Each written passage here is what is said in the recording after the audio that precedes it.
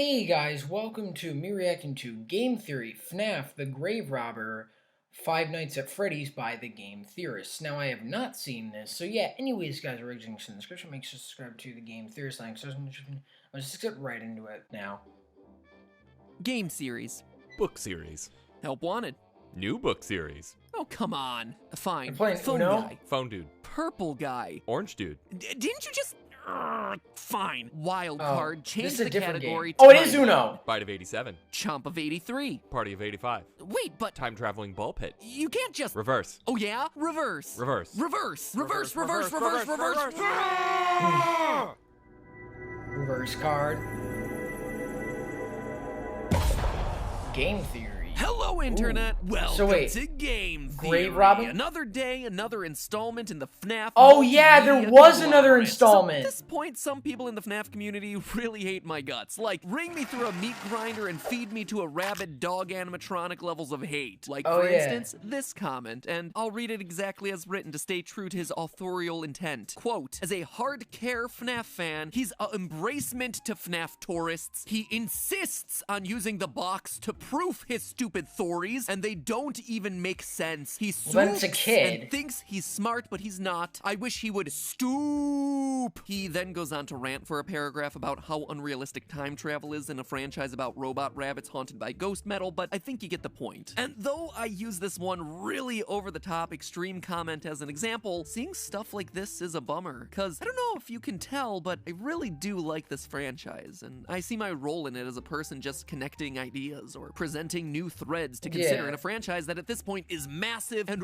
really confusing. But his comment does bring up something that I should probably address at the top of this episode since it'll be relevant for today. My use of the, how did he put it? The box to proof my theories. Here's the thing, friends. I think this is something that both sides could use as a reminder, both my FNAF theory followers and my FNAF theory haters. There is a difference between canonicity and continuity, and I think a lot of the times... Oh, is he going over the... Yeah, because I would Something always being get mad. listed as I canon swear, I just think in the means that past it's I've gotten official. mad at It is him. blessed by the person who is overseeing the rules of the universe. It is self-consistent within the boundaries of that fictional world. On the other hand, a continuity, at least as I'm referring to it here, is a timeline of events, a continuous story thread where one event leads to the next that leads to the next. Take Star Wars as an example. Rey having Now. magic healing powers in Rise of Skywalker, or Leia flying around like Mary Poppins in The Last Jedi. Because they're appearing in official works of the franchise, those powers thereby get the green light as being canonical powers of the Force in the overall Star Wars Well, universe. yeah. The problems people have with them, though, is that they don't fit in cleanly with the continuity that was previously established. If Force healing is in Yeah. fact a thing, then why hasn't it been used to save literally anyone before this point in the series? Tell you what, it would have been really handy for old Qui-Gon Jinn over there in episode Yeah. 1, but the fact remains, healing is now a canonical Force power, which means that the canonicity of certain powers is presenting challenges to the established continuity of events that came before. Now, this is where FNAF comes in. You see, you can have multiple continuities all existing under the same canon, and it appears as though this is how the FNAF franchise is working. The original novels and the original games exist in an alternate universe from one another. They are separate continuities, and yet they are all deemed canon. This was all expressly stated by Scott years ago. True. Quote, so yes, the book is canon, just as the games are. That doesn't mean that they are intended to fit together like two puzzle pieces. The book is a reimagining of the Five Nights at Freddy's story, and if you go into it with that mindset, I think you'll really enjoy it. End quote. Now, what I've been trying to do with my theories, and what I think some people on both sides misunderstand, is that I'm not trying to use the books to solve a continuity. I'm trying to use the books to establish a canon that will then allow us to solve a continuity. The books present us with themes, concepts, Okay, characters, that and actually makes motivations in one sense. continuity that can then inform our understanding of a separate continuity. Or, at the very least, give us questions that we can ask of that continuity. Charlie, being a robot in the books, tells us that in the canon of the Five Nights world, passable humanoid robots can actually be a thing. So, are there any characters in the games who this may or may not apply to? I don't know, but it's a question that we owe it to ourselves True. to ask because it's been established to be canon within this franchise. Do we know what these little pins are on Baby's design here in the game? No idea. In fact, most people probably didn't even remember that they existed in the first place. But in the books, they play an important role. These are the things that allow Baby to transform transform into a human disguise. Now, is that necessarily what they're doing in the game? No, definitely not. Is the best and likely only clue for what they really are coming from a separate continuity? Yeah, in this case, yes it is. This isn't us trying to shove puzzle pieces together like Scott warned us against. It's about seeing that in one puzzle, there's a piece that fits in a certain location, and in a separate puzzle, you have a similar piece that might end up acting in a similar way. And here's the thing, you don't have to take my word on any of this anymore. Scott recently made a new post about all of this to clarify the situation. In response to the question of whether the lore of FNAF is solvable, he said this: "All I can do is say that some questions will be answered, even if it may not always be the answer you wanted. Be patient." Let me at least say this: future games will look forward, but look to the novels to fill in some of the blanks to the past. So there you have it, from the creator himself. Does including the books in our discussions make things messy and complicated? Sure, but remember what franchise we're talking about here, friends. Messy and complicated is like the formal first name that Five Nights at Freddy's never uses. Call it McFNAF. Messy, complicated Five Nights at Freddy's. The long and short of it is that when it comes to this franchise, we as theorists have always had to be discerning over what clues are helpful and which ones are just red herrings. This is no different now. Back when we only had the games, we did it with the number of Foxy Toes and Freddy buttons. Did a missing button mean it was a new animatronic? Sometimes yes, sometimes no. Now, we just have to deal with ball pits and sound illusion discs. And here's the last thing I'm gonna say on the issue, and hopefully it's the last time that I have to talk about it. At this point, where there's soon to be more books than there are games in this franchise, take a minute to wrap your head around that one. To dismiss the books entirely at this point is just short-sighted. And I'm not just saying that because we're referenced in the new book, Fetch. Yeah, seriously, we're in it. From page, well,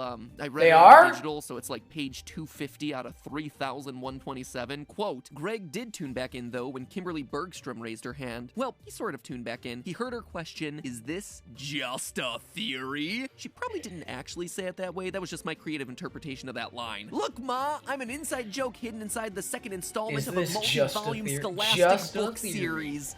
Anyway, meta discussion over. Let's talk about this new book and what it means for the franchise, shall we? Fazbear Frights #2 Fetch was recently released, and it is, well, if I'm being honest, it feels much less connected to the series than the first one. Don't get me wrong, the stories are still really good, if not even darker than the original three. I mean, one has a young girl outright being mauled to death and wrapped in a sheet while she lays there dying, so pretty intense stuff. But the connections to the main lore are definitely a bit shakier this time around. I mean, the first book, Into the Pit, featured cameo performances by Golden Bonnie, Baby, Funtime Freddy, the Missing Children's Choir, and more. This one, meanwhile, introduces us to a lot of new things. A smartphone-powered animatronic dog named Fetch, tiny free-roaming versions of Freddy Fazbear called Lonely Freddies. We do get some quality time with Plush Trap, but, you know, it's Plush Trap. It's like the D-Stringer in the FNAF canon alongside the Bitty Babs and the Endoskeleton 2.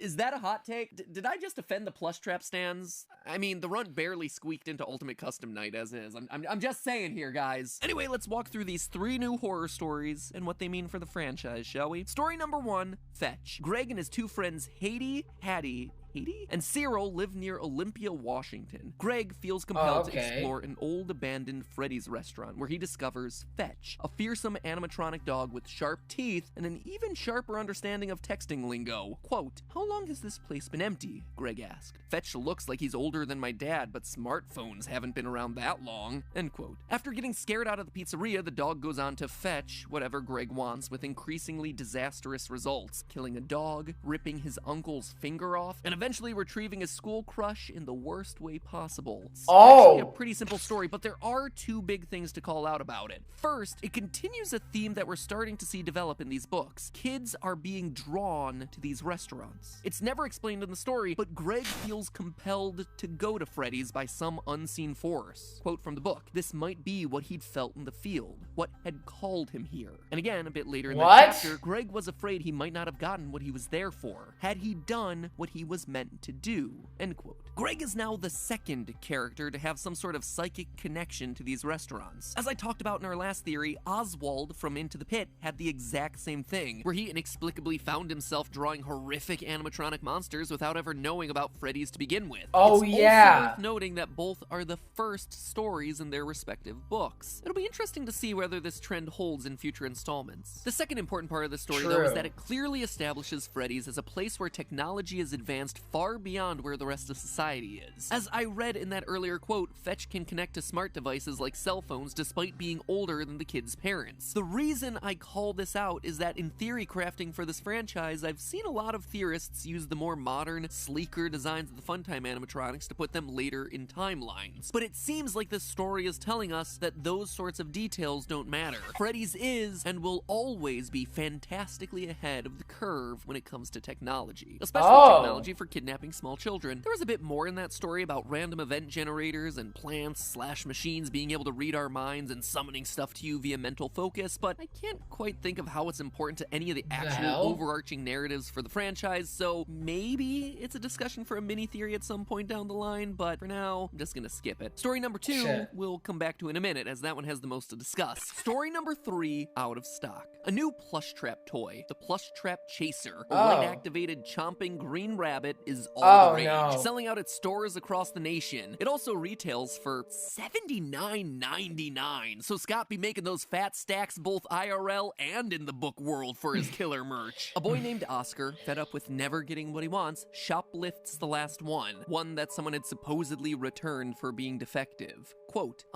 is it just me or do the teeth look wrong? Isaac pointed at the straight, slightly yellow, human-looking teeth that were visible through Plush Trap's partly opened mouth. And what's with the eyes? He reached out and poked one of the cloudy green eyes. Ew. He whipped his hand back and flicked his finger. It's squishy. End quote. After a few days of it doing nothing, the plush trap suddenly activates and terrorizes Oscar and his friends, chomping through the house's doors and garages just trying to bite them. Their only protection is that plush trap freezes in the light. Quote again, he was turning the box over and over in his hands, and there in bold letters was a critical detail. Walks in the dark, freezes in the light. End quote. A few hours and a comedic number of faulty flashlights later, the boys destroy the monster at last by luring it in front of an oncoming train. A few things to call out here in this story. First and most obviously, it explains Plush Trap's behavior in FNAF 4. He really is just a haunted toy that goes on a rampage and is stopped by the power of flashlights. So it's cool to make that lore connection with Plush Trap's original minigame. We also know, based on the story, that Plush Trap apparently has the ability to mimic voices. He has a speaker system built in under his fur and is able to mimic the voices of Oscar's mother and friends. Now, this is a really interesting detail because up until this point, the only voice mimics in the franchise have been the Funtime animatronics, with their built-in systems intended to lure children away from their parents so that they could be grabbed. This suggests the possibility that Plush Trap was either a prototype for those larger models testing out the voice mimicry software, or was himself a Funtime-era animatronic, whereas up until this point, all us theorists have classified him alongside the other nightmares from FNAF 4. But the last, and most important thing to call out, though, is the fusion of human parts and animatronic parts. The story makes it very clear that the plush trap Oscar runs away with has both human eyes and teeth. Quote from the book, Raj turned to Oscar. You managed to steal us the only plush trap chaser that looks like a half-human hybrid. End quote. Now, this idea of a half-robot, half-human animatronic is a completely new concept for the series. But is it? You see, in FNAF 4, we had ourselves Nightmare, the black, transparent, spooky bear that, if you looked closely enough, had a human brain in its head as a part of its design. A detail that pretty much all of us dismissed. I mean, all of us glossed over Nightmare in general is just like the embodiment of death, the game's Grim Reaper as the crying child slowly flatlines in his hospital bed, or, you know, just a figment of the boy's haunted imagination. But with this context from Fazbear Fright, could Nightmare have actually been a real experiment? Was William Afton in his quest for immortality, or Henry in his quest for more lifelike robots, testing the human brain's ability to survive in and operate an animatronic body? This would make Nightmare the literal Frankenstein's monster for family entertainment dining. And even though I say that jokingly, it's also something that appears in the Curse of Dreadbear DLC for FNAF Help Wanted, where we actively program a brain and insert it into Dreadbear's head before Hand Unit tells us this. Well done.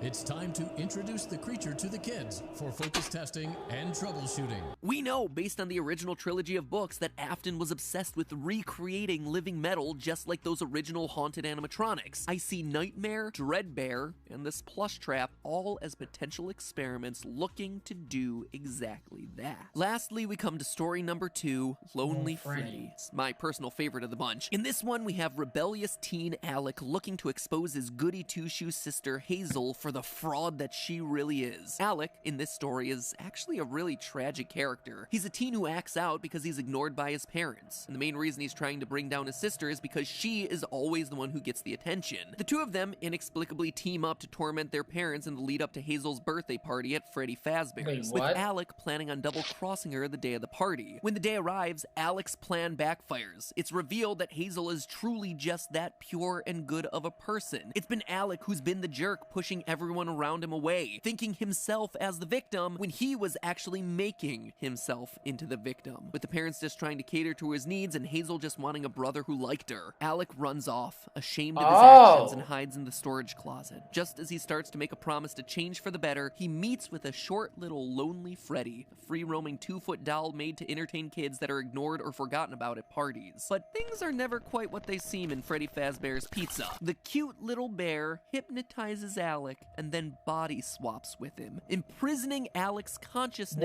inside the tiny bear body. Quote from that moment: "There, sitting across the table from his sister and his parents, was Alec. It was the same rumpled t-shirt he'd thrown on that morning before the party, the same ripped jeans, the same unruly golden curls, his light green eyes. 'Hey,' Alec said, the voice in his head quiet at first, but quickly it was screaming, 'Hey, that's not me! That's not me!' His eyes, his stolen green eyes and his stolen body gleamed at Alec. And then, the fake Alec smiled. As Alec, trapped in the Lonely Freddy, was carried away by a store employee, he saw fake Alec wink at him from the table before returning his attention to a smiling, happy family. Dark, right? And Alec isn't alone. After he's puked down by one of the kids at the party, he's picked up and thrown into the dumpster, where he meets a couple new friends. One final quote: "His fall was broken by dozens of plush bears that looked exactly like him. Dozens of discarded Lonely Freddys. Help!" Alec thought he heard himself say. Pretty soon, it was every bear in the bin, their thin, muted screams for help swallowed by the metal and darkness that entombed them. Alec and his new friends, dozens of the lonely ones. Ah, what a great closing line for that story. It is so heartbreaking to see this misguided kid suddenly learn to love his family, only to have his chance at redemption ripped away by these animatronics. It is so sad as a story. But here's the thing, for as sad as it is, this story carries over yet another recurring theme that we're seeing develop in these books, that animatronics are stealing the identities of kids. In the first book, we had the story To Be Beautiful, where Baby steals the looks and identity of a girl named Eleanor. Here, we have ourselves another robot AI, this one housed inside the Lonely Freddy module, stealing the body of Alec. This, to me, is right in alignment with what we've been expecting from Vanny in the new FNAF game that's slated for release later this year. Remember, in FNAF VR, we hear the story of Jeremy, and how he cuts off his own face in an attempt to reject the system taking control of his brain. And when we beat that game, it ends with Glitch Trap basically locking us away and taking over our body. We let him escape through us. But what we thought was happening on a small scale, one person getting taken over in one game, instead appears to be happening to kids in pizzerias everywhere. It's further evidence supporting this theory that I did on FNAF VR, where the story from this point forward is basically Afton creating an army, a cult, a bunch of brainwashed, or more accurately, body-swapped people hiding in public, hiding in plain sight, taking over bodies one by one. Kinda makes you wonder what FNAF 2020's got up its sleeve, right? But before we look forward, we actually have to look backward. You see, there's one last topic I'd like to explore with this final story, but it's a doozy. It's the parallels that this story has with FNAF 4. In fact, I believe that the Lonely Freddy story is helping us to solve what is one of the longest standing mysteries in this franchise, and also one of the strangest inclusions that we never really had. Isn't this going against what you said at the beginning? And that, my friends, is the true story. Isn't this what this is? Friend Fred. Oh, he's here, he's He's there, he's everywhere. Who you gonna call? Psychic friend Fredbear. But in order to tell you why, Doesn't this go we need a bit against the more whole time. thing So you said until at the then, my friends, there's beginning? only... Yeah, honestly, doesn't that kind of go against what he said at the beginning? I feel like it kind of does. But, yeah, this was a really cool episode. I like that he's going through these books and kind of analyzing them. I do like that. They're nice. They're just sort of nice, slow-paced episodes. I do like them. But, yeah, anyways, guys, enjoy the Viking. Subscribe to my channel. See you next one. Bye!